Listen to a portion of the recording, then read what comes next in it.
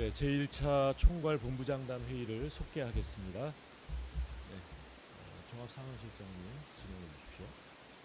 네, 총괄본부장단 회의가 어디 언론인들에게 사전에 공지가 해서 무슨 회의인가 이렇게 물어보시는 분들도 있다고 말씀을 들었습니다. 총괄본부장단 회의는 화요일하고 목요일 날 과거로 보면 원내대책회의 비슷하게 진행된다고 보시면 되고요. 9시에 비공개 회의, 9시 반에 공개 회의로 진행됩니다. 필요에 따라서 총괄본부장과 수석 부본부장 둘의 발언과 또 필요에 따라서 해당되는 본부장님 또는 위원장님들이 오셔서 대국민 메시지를 하는 공간으로 열 예정이고요. 앞으로도 그렇게 진행된다는 점 언론인들께 보고 말씀 올립니다. 먼저 오늘 총괄본부장단 회의에 윤호중 총괄본부장님의 말씀이 있으시겠습니다. 네, 반갑습니다. 진짜 대한민국 선대위 윤호중 총괄 선대본부장입니다. 오늘이 총괄본부장단 회의 첫 공개 회의입니다. 앞으로 선거 전까지 매주 화요일과 목요일 아침 만나 뵙도록 하겠습니다. 우리 총괄선거대책본부는 사실상 선대위의 실무를 총괄하는 핵심 기구입니다. 그리고 총괄본부장단이 선대위 산하의 선거대책본부 각 조직을 이끌고 있는 만큼 막중한 책임감과 또 자긍심을 가지고 이번 선거에 임해 나갈 계획입니다. 이재명 후보가 1차 골목골목 경청 투어를 성공리에 마치고 어제부터 다시 2박 3일간의 2차 골목골목 경청 투어에 들어갔습니다. 2차에는 경기 남부와 충청, 전북을 찾아 소통과 통합, 또 치유와 민생의 행보를 이어나갈 예정입니다. 지금 오늘 이 순간에는 증평에서 국토 종주편 두 번째 일정을 소화하고 계십니다. 어제는 어린이날과 석가탄신일을 맞아 전통불교 진흥책과 어린이 맞춤 공약을 발표했습니다. 오늘은 청년 공약을 발표할 예정입니다. 이재명 후보가 현장에서 직접 시민의 말씀을 경청하고 꼼꼼하게 챙기면서 정책에 반영할 수 있는 방법을 고민하고 있는 만큼 앞으로 더 생생하고 살아있는 공약을 기대해 주셔도 좋겠습니다. 후보가 후보의 일, 국민을 위로하고 민생을 챙기는 일에 본분을 다하고 있습니다. 우리 선대위와 당에서도 우리가 할 일을 해 나가겠습니다. 사법부도 사법부의 일을 해야 합니다. 합법적인 선거운동 기간은 아직 시작되지 않았지만 불법 선거 개입과 위헌적 선거 방해는 이미 진행되고 있습니다. 조희대 대법원은 대선 불개입 의사를 명확히 밝히고 공평한 선거운동을 보장해 주기 바랍니다. 사법부에 대한 국민적 신뢰를 회복해야 합니다. 조희대 대법원은 제1야당의 대선 후보를 사냥하기 위해 적법 절차와의 원칙, 또 사법자제의 원칙, 정치적 중립의 원칙을 모두 버리고 민주국가의 주인인 국민의 참정권을 두텁게 보호하고자 하는 헌법 정신마저 무시하고 결국 사법 쿠데타의 길을 가고 있습니다. 법은 공정한 것도 중요하지만 공정해 보이는 것도 그 못지않게 중요하다고 했습니다. 5월 1일 조희대 대법원은 공정해 보이려는 최소한의 노력마저 포기했습니다. 제1야당 대선 후보한테도 이 정도로 막 나가는데 나를 재판할 때는 이재명처럼 하지 않으리라는 보장이 있을까?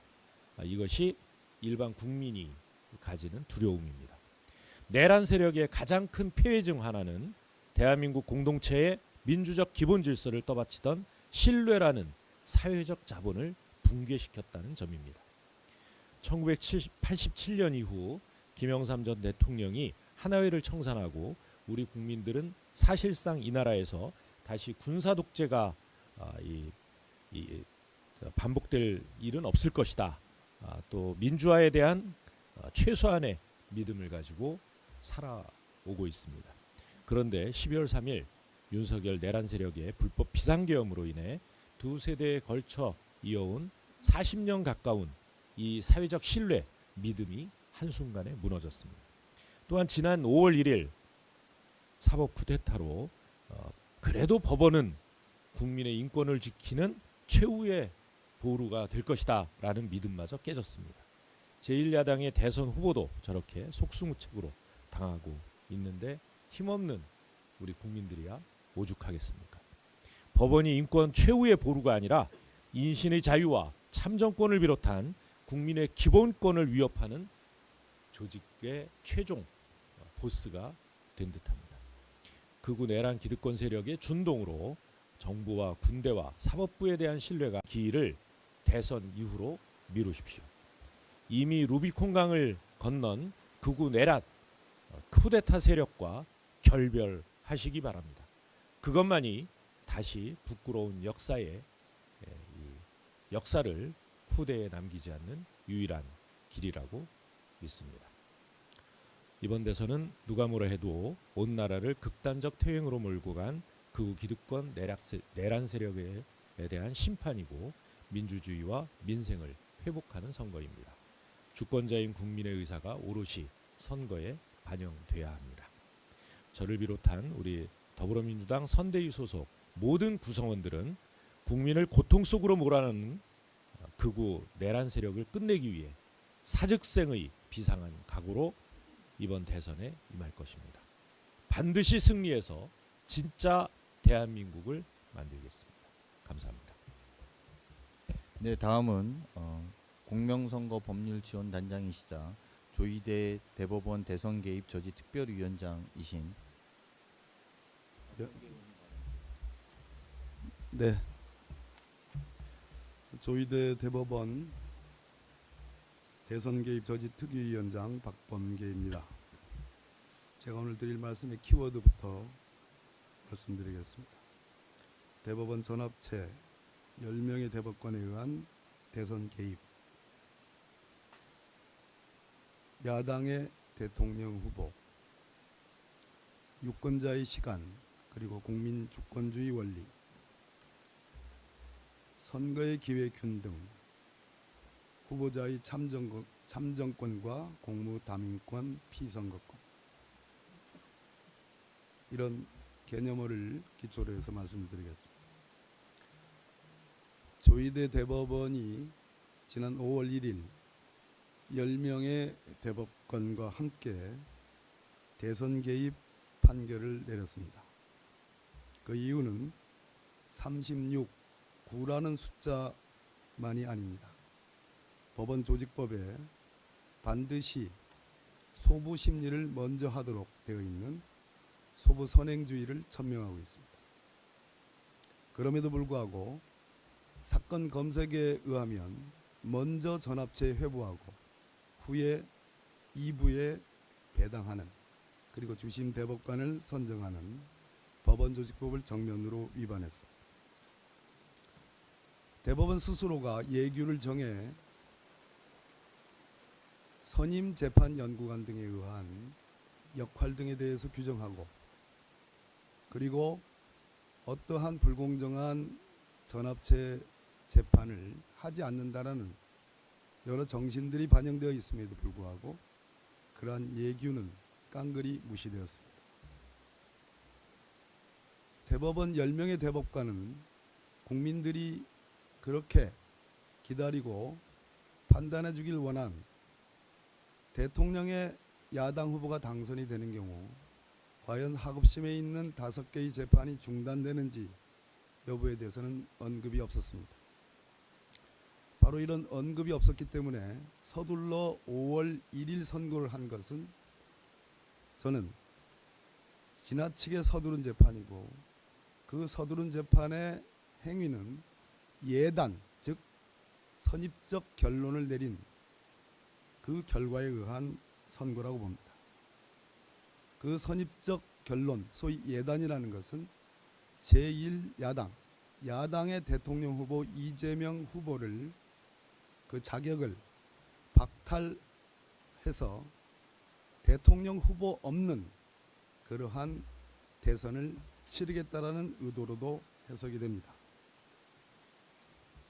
고 노무현 대통령은 현직 중에 정치적 발언을 했다는 이유로 정치적 중립성을 위반했다는 이유로 탄핵 소추 직무 정지된 바 있습니다.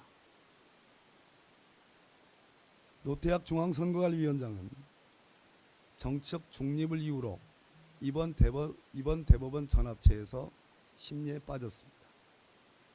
즉 대법원 10명의 대법관은 자기 모순적인 행위를 보이고 있는 겁니다. 그 정치적 중립이 얼마나 중요하다는 것을 우리 역사와 이번 판결 중앙선거관리위원장의 심리 불관여를 통해서 확인됐습니다. 그럼에도 유독 그 정치적 중립성은 이재명 후보에 대해서만 무너졌습니다. 이번 전합체는 10명의 대법관은 유권자의 관점을 강조했습니다. 그러나 특정 후보 이재명 후보에 대해서는 이례적 취급과 절차 진행을 했습니다. 바로 이 점이 예단과 정치적 재판, 대선 개입용 표적 재판이라는 판단을 가능케 합니다. 이제 5월 12일부터 본격적인 대한민국의 21대 대통령을 뽑기 위한 대선운동에 돌입합니다. 유권자의 시간입니다. 국민 주권주의의 원리가 가장 크게 작동하는 22일입니다. 유권자의 올바른 선택권이 보장되어야 됩니다. 강조드리지만 유권자의 올바른 선택권은 유권자의 자유로운 의사 형성을 전제로 합니다. 전 세계 선진국의 법제가 다 인정하는 개념이고 원리입니다.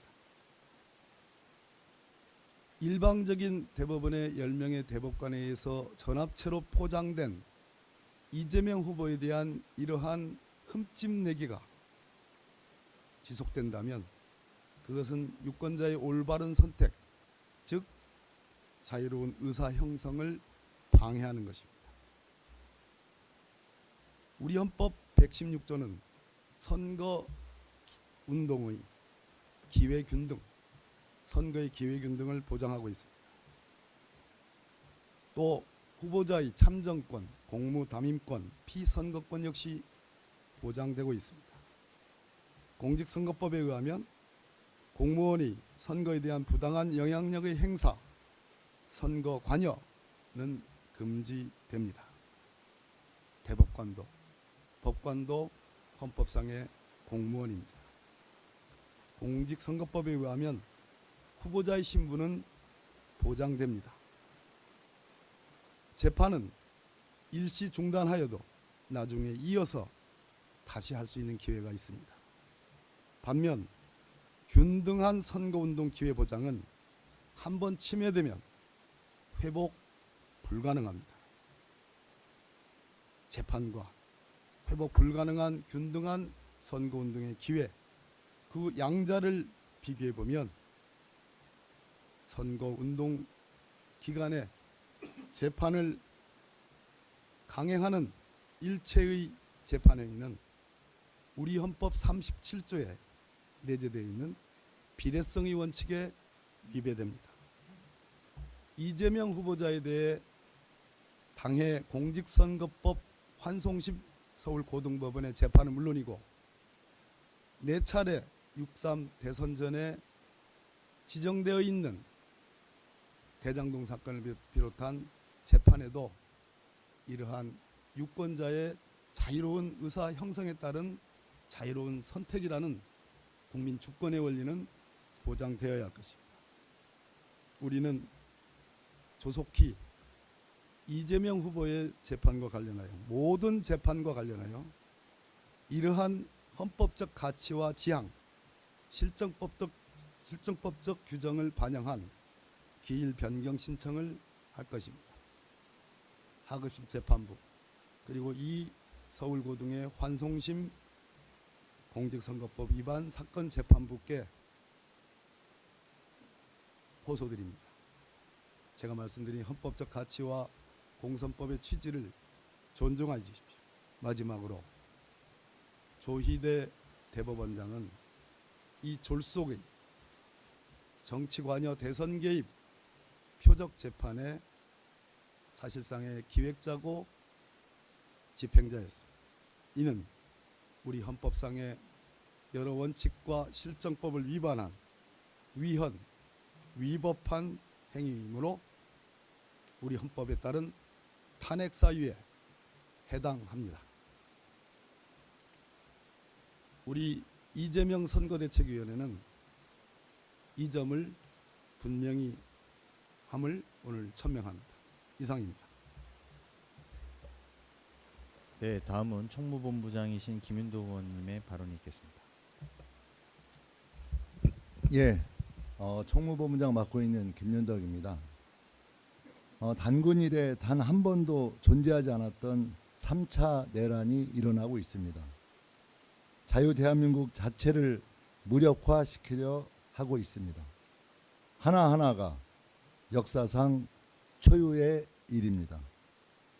현직 대통령이 군을 동원해 1차 내란을 일으켰습니다.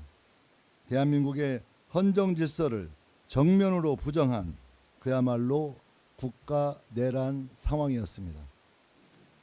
또한 1차 내란의 부역자들은 있지도 않은 권한을 활용해서 헌법재판소를 무력화시키려 했습니다.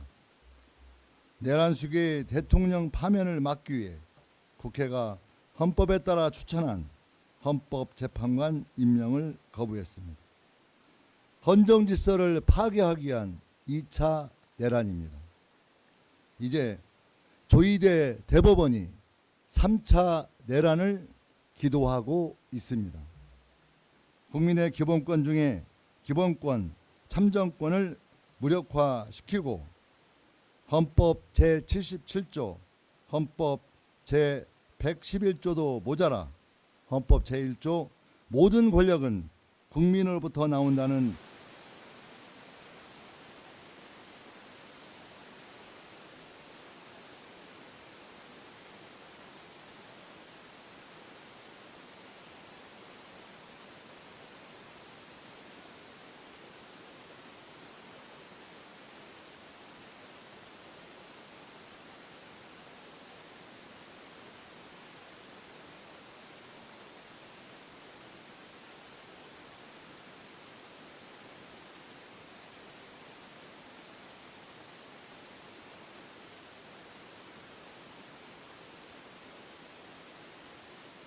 심은 사건 기록을 다 읽지 않는다고 주장했습니다.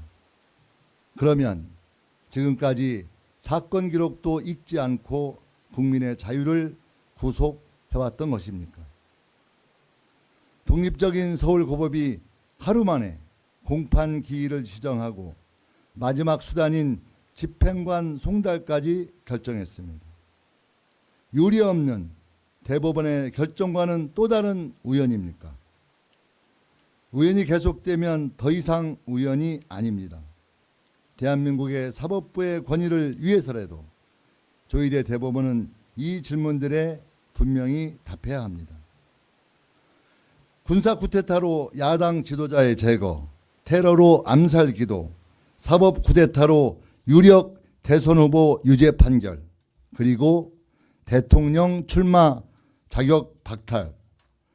순서만 달랐지 브라질에서 일어났던 일들이 지금 대한민국에서 벌어지고 있습니다. 내란 세력은 대법원, 미국 연방 대법원 판례를 보라고 합니다. 우리 당은 기득권 세력의 갖은 핍박을 받고 결국 사법 경제 개혁을 이루어낸 미국의 루즈벨트 대통령에 주목하겠습니다. 위대한 국민과 함께 절대 굴복하지 않겠습니다. 반드시 승리하겠습니다. 진짜 대한민국 선대위가 출범한 지 이제 6일이 지났습니다. 이제 사무공간 설치와 실무진 배치가 마무리 단계에 접어들었습니다. 매우 짧은 시간 동안 일할 준비를 마쳐주신 우리 당의 유능한 당직자, 보좌진, 그리고 자원봉사자, 이재명 후보와 함께 활동하고 계신 당원 여러분께 고맙다는 말씀 올리겠습니다. 더불어민주당은 좌고우면하지 않겠습니다. 오직 국민만 보고 국민과 함께 위대한 국민의 승리를 위해 진짜 대한민국을 위해 전력으로 나가겠습니다. 고맙습니다. 다음은 전략본부장이신 천준호 의원님 발언이 있겠습니다. 네, 전략본부장 천준호입니다. 이번 사법 쿠데타는 윤석열, 조이대, 한덕수 내란 세력의 대선 개입 국민 주권 강탈 시도입니다. 그 본질은 이재명 죽이기, 한덕수 대통령 만들기, 윤석열 무죄로 이어지는 3단계 작전입니다. 이미 윤석열 정권의 이재명 죽이기는 사법살인에 준하는 수준이었습니다. 지난 2년 반 동안 윤석열 검찰은 이재명을 7번 소환했고 6번 기소했고 350여 회가 넘는 압수수색을 했으며 5건의 재판에 회부했습니다. 이 끈질긴 시도가 결국 조이대 대법원의 사법 쿠데타까지 이어진 것입니다. 최근 한 국민께서 이번 사법 쿠데타에 대해 이렇게 말씀하시는 것을 들었습니다. 엘리트 법조 카르텔이 소년공 출신 이재명을 인정하지 못해 죽이려는 것이다. 국민의 인식과 완전히 동떨어진 그들만의 쿠데타는 필연적으로 실패할 것입니다. 국민의힘 한덕수 내란연대의 대권 날치기 시도 역시 국민의 준엄한 심판을 받게 될 것입니다. 사법 쿠데타를 발판 삼아 내란당 국힘과 윤석열 아바타 한덕수가 대권을 날로 먹으려고 시도하고 있습니다. 경선을 통해 후보를 선출한 지 단 한우 만에 단일화 압박이 시작됐습니다. 국민의힘은 어제 전당대회와 전국위원회를 소집하면서 일시를 특정하지 않고 8일에서 11일, 10일에서 11일로 공지했습니다. 언제 될지 모르는 단일화 일정에 전당대회를 끼워 맞추겠다는 뜻입니다. 정당 역사상 이런 행태가 있었습니까? 이럴 거면 경선은 왜 했습니까? 당원 주권과 국민에 대한 철저한 무시입니다. 이런 세력이 재집권한다면 국민 주권 역시 휴지 조각처럼 대할 것이 자명합니다. 5.18 민주화 운동을 광주 사태라고 인식하는 한덕수는 어떻습니까? 군사 쿠데타와 위헌적 계엄에 항거해서 민주열세들의 희생을 사태로 폄훼하는 이런 인식 수준이라면 12.3 계엄에 저항하고 민주주의를 지켜낸 오늘의 역사에 대해서도 위대한 국민의 배체 혁명이 아니라 사태로 인식하는 거 아닙니까?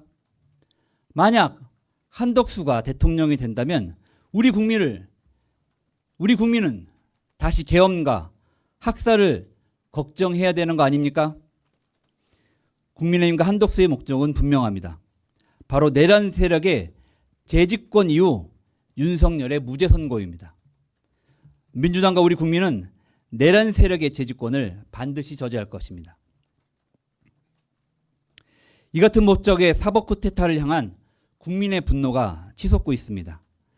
윤석열 대법관들의 6만 페이지 소송 기록 열람 과정 등을 공개를 촉구하는 온라인 서명 운동이 이틀 만에 100만 명을 넘어섰습니다. 법조계, 학계의 비판도 잇따르고 심지어는 법원 내부에서도 현직 법관들의 비판이 공개적으로 제기되고 있습니다. 국힘 결선이 종료된 후에 공표된 여론조사들에서도 이재명 후보와 민주당에 대한 지지도에 흔들림이 없습니다. 정치 고관여청 응답률이 높은 ARS 방식과 저관여청 응답률이 높은 전환 면접 방식 모두 견고합니다. 최근에 극우 성향의 여론조사에서도 대법원에 대한 비판 여론이 앞섰고 이번 사법 쿠데타의 타겟이 되었던 이재명 후보의 지지도도 50% 전후를 유지하고 있고 정당 지지도도 오차범위 밖의 우세를 보이고 있습니다. 그런데 일각의 여론조사에서 선택적으로 보도하거나 조작적 여론조사 문항을 설계하는 여론 왜곡의 우려가 있어서 한 말씀 드리겠습니다. 먼저 어제 공표된 리얼미터 조사 결과는 국민의힘 경선 기간에 진행된 것입니다. 경선 참여를 위해 대기하고 있던 국힘 지지층의 응답률이 높았음을 감안해야 합니다. 그런 여건에서도 가상 대결에서 이재명 후보 지지도는 김문수 또는 한덕수 지지도에 비해 압도적으로 높았습니다. 대다수 언론에서 이런 점들이 잘 보도되었지만 일부에서는 이 같은 맥락을 무시한 채 정당 지지율 박빙 등의 헤드라인으로 보도되기도 했습니다. 이런 경우 악의적인 의도가 없었다 하더라도 결과적으로 여론을 왜곡하게 될 가능성이 있다는 점을 유념해 주시기를 당부드립니다. 조이대 사법 쿠데타는 결국 실패할 것입니다. 민주당과 국민이 막아낼 것입니다. 윤석열의 1차 내란, 한덕수 최상목의 2차 내란에 이은 조이대의 3차 내란으로 오히려 국민의 정권교체 열망은 더욱 커지고 있습니다. 정권교체로 반드시 내란을 종식하고 진짜 대한민국으로 나아가겠습니다. 감사합니다. 네. 마지막으로 제가 한 말씀 올리겠습니다. 국민의힘 기득권 싸움이 점입 가경입니다. 당권파가 소위 김덕수 단일화를 위한 묻지마 압박을 시작했습니다. 전국위원회와 전당대회의 소집 일시도 특정하지 않는 듣도 보도 못한 일방적 공지를 한 것입니다. 계약할 준비도 안 되는데 계약서만 먼저 내민 꼴입니다.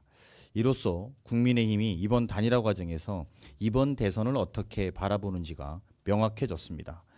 국민의힘 앞에 반성과 혁신, 미래는커녕 차기 당권 싸움에만 몰두하는 내란 계엄 극우 정당 그 이상도 이하도 아닌 모습을 보여주고 있음을 재차 확인했습니다. 조기 대선을 불러온 윤석열의 탈당 이야기는 아무도 하지 않고 동시에 국민도 안중에 없고 욕심만 난무하는 노욕과 노욕의 대결이라고 저는 규정합니다. 이번 기득권 싸움을 통해 국민의 힘은 더 이상 국민의 선택은 안중에도 없고 또 공당으로서의 최소한의 예의조차도 저버렸다라고 판단해야 됩니다.